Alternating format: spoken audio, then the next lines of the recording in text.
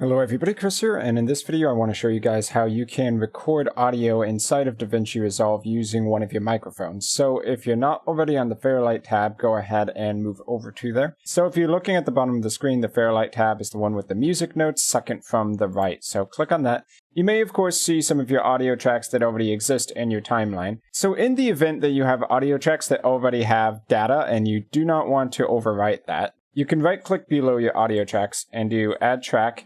And you're probably going to want stereo, so it's 2-channel audio. And doing that will give you a brand new audio track to record on. I like to separate my different audio channels based on the type of information it is. So audio track 1 will usually be the original source audio from the video, and I might have audio 2 for voiceover narrations, audio 3 for sound effects, and maybe audio 4 for music, so on and so forth. So in order to take this audio track 2 and queue it up for recording, we need to add an input device. So over on the mixer, which you can open up in the top right if it's not already open, you will see under the audio track name, there is a section for input. By default, it will say no input. So we need to click on that and select a microphone. So in order for you to add the input device, it's obviously going to need to be connected to your computer already, whether that's using a USB. But once it's connected to your computer, driver setup, all that stuff, you can go to input and then choose input from the drop-down menu. And that will bring up this patch input output. So the idea here is that with your audio inputs that are already connected to your computer, you want to patch that to a specific output channel. So for instance, I'm using a USB headset here, so I can take my microphone device here, and I can patch that to audio left and audio right. Now, depending on the complexity of your setup, you may have multiple input devices showing up over here, and you can link those up with whichever audio channels you need to. But here with this very simple setup, I'm using one microphone to be both the audio left channel and the audio right channel, so I'm going to go ahead and patch that. So if we hover over track input now, you should see which audio input device, the USB microphone, is set to be the new audio input device. So with that, we can close it, and we should see the name of that microphone show up here for input as well. So once you have your input device, I would say in many cases, you may want to add in a noise reduction effect. So if you click on the effects, you can do Fairlight effects and go down to noise reduction here.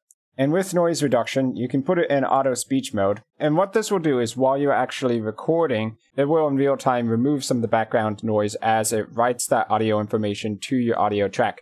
So by doing this while it's recording, you don't need to worry about it later. If you also want to add in any other audio effects, you're welcome to do that. VST plugins are also an option if you have any of those installed. So the next thing I'm going to do is mute the project right below the video preview window here. Because while we're recording, I don't actually want to hear the audio playing back. If you want to hear the audio, like you have headphones on and you want to be able to hear everything, then you can leave this unmuted. But in this case, I don't want to hear the audio as I'm recording it because I find that pretty distracting. So once the project's muted, I'm going to go down to where it says audio 2 down here and hit the R for recording. You should immediately see audio bars appear. So as long as you don't find your audio peaking at 0, you should be okay. I might actually lower this down a bit. So I'm going to take this slider bar and I'm going to lower it down probably till when my audio on average reaches about -10. Generally around here I find to be a pretty decent audio level to record at. As long as it doesn't peak at 0 though, you shouldn't lose any audio information, and you can always adjust it later on if you need it to be more or less quiet. So once we hit the record button, it's going to start recording audio until we hit stop. So if I want to start recording, I can simply hit record here. Wow, what an amazing night sky to look at. It's definitely not a time lapse or anything like that. The sky definitely rotates that fast in real life. So you should have been able to see that while I was recording, it was writing into a new audio clip, and it's red while it's recording, but once you hit stop, it turns green like normal audio clips, and you can expand it a bit in order to see the audio information. So now before I unmute the project to hear it back, I'm going to uncue the audio track 2 for recording, and we can unmute the project now, hit play, and hear our audio recording again. Wow, what an amazing night sky to look at. It's definitely not a time lapse or anything like that. The sky definitely rotates that fast in real life. So of course, if you want to do multiple takes, you can always delete the old information, recue the timeline, and then try again. So that's going to be it for this quick video on the basics of doing audio recording inside of DaVinci Resolve. In another video, I want to get more into automatic dialogue replacement. And this tool that you can use would allow you to set up specific timings for a line that a character in your video might say. So for instance, you can queue up a line from 0 to 5 seconds where someone needs to say an intro to the video, and you can have the recording automatically start and stop at those in and out points.